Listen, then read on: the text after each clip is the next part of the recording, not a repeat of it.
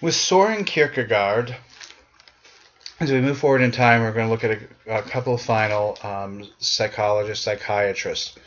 He was a Danish philosopher, theologian, really interested in religion, and much of his philosophical work deals with the issues of how we live as a single individual. In other words, giving priority to concrete human reality over abstract thinking. So for him, it was important, how do you live your life? Not how do you think your life should be? What do I wish my life would be? If I hit the lottery, I would do this. None of that. It is each day I get up, I get dressed, go to work, I do this. I come home, I take care of my kids. I come home, I feed the animals. What is your daily life in concrete reality terms? And from that, you highlight the importance of personal choice and commitment. So with your daily life, which of those are personal choices? Which of those did you gladly accept to say, I'm going to enter into marriage with this person, spend the rest of my life with them, and then we're going to have a child, and then I'm going to raise the child? Because there's always times in the marriage that there's problems. There's times when you're having, with children, problems. But you have the commitment to those choices, and you have you notice the importance of personal choice in what you've done. And so for him, it was that this sense of, I am doing in concrete terms what I want to do to build my life. That's what's going to help make you understand your identity. It's also important by saying, face the facts of being what you are. Face the facts of being what you are, and that changes who you are.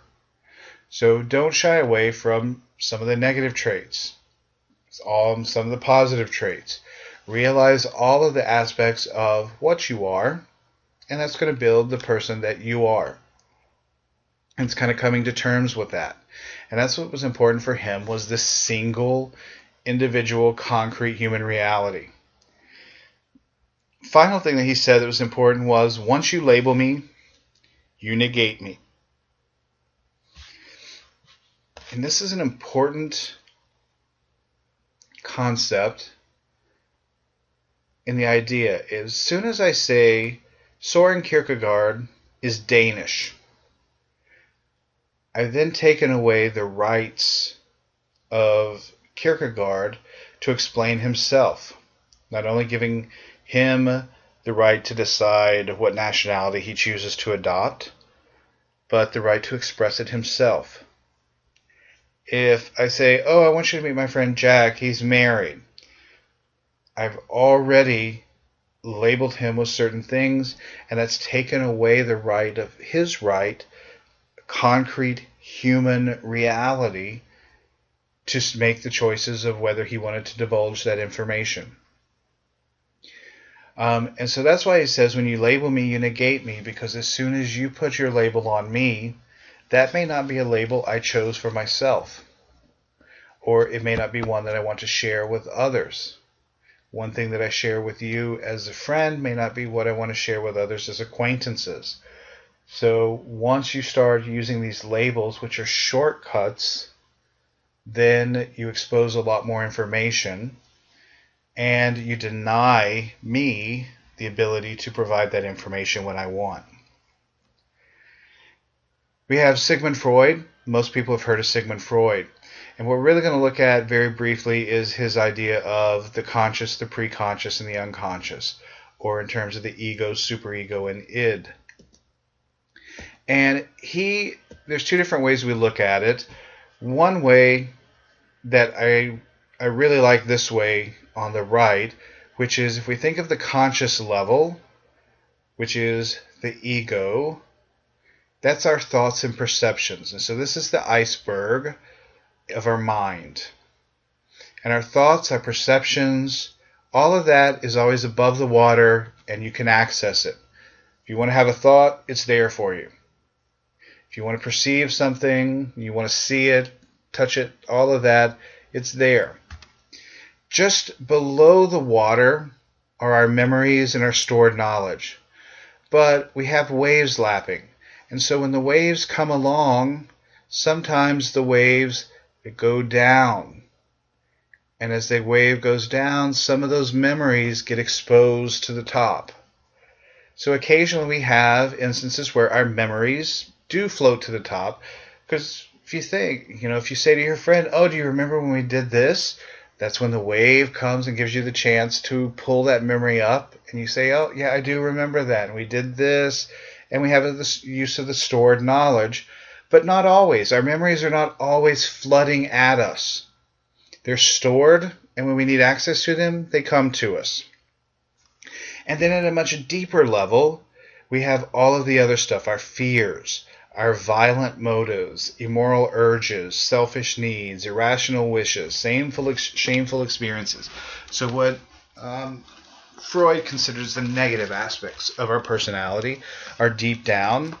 And sometimes, if it's especially tumultuous water, some of this may get exposed. If the water level's down, some of your fears may bubble to the top. There's also people out there then that Freud would say, for whatever reason, their entire iceberg goes upside down. And so all of these fears, motives, it gets pushed to the top and it's there available at all times. We would consider those sociopaths, psychopaths, serial killers. People who has that available to them at all times are the people who are going to be acting like you and I would normally act with our thoughts and our memories. We would just occasionally have use to them. Instead, they have constant barrage of fears and unacceptable desires, etc. And the one on the left just shows another rendering by another artist that shows some of the superego is always above. So some access to the memories and stored knowledge is always available. And the ego, again, a little bit of it is below line. The id almost always below line. And the id being this unconscious level. So different ways of looking at it. But these also make up who we are. How much our thoughts, memories, perceptions impact what we think. How well we control our fears and urges and violent motives, etc. That plays into our personality. And finally we had Carl Jung, Swiss psychotherapist, and he said that our personality, our identity is made up of personality and a few other things. It's influenced by external and internal factors. And this is what creates extroverted and introverted personalities. So if you're one of the people who said earlier that you were introverted, he would be the one to talk to you about it and say, well, there are certain factors within your life that you have control over that have created this, that you want to be an introvert. And so he's the one who came up with this. Prior to Jung, in 1875, we didn't even talk about extroverts or introverts. He also came up with this idea of the collective unconscious, that from the time you come out of the womb, there's certain inherited wisdom from earlier centuries built into us. And a lot of people see this more as the idea of survival instinct or fight or flight. That when we're presented with certain stimuli, we react in a certain way, and most humans do. We act in very specific patterns of activity. And so he said that because all of us, if we're trapped and they could do this, scientific experiment over and over again, that humans would always react in the same way. So we had to have access to some kind of unconscious collectiveness that we could all tap into to tell us what to do in this situation. And that's one of his theories that are the least trusted, this idea that we have the collective unconsciousness. But he's also one who said that we should start looking at personality types and making some overarching ideas and saying that certain people fit into certain personalities, what we've come to accept as archetypes. So Carl Jung has brought a lot to the idea of identity and allowing us to identify different aspects of personality.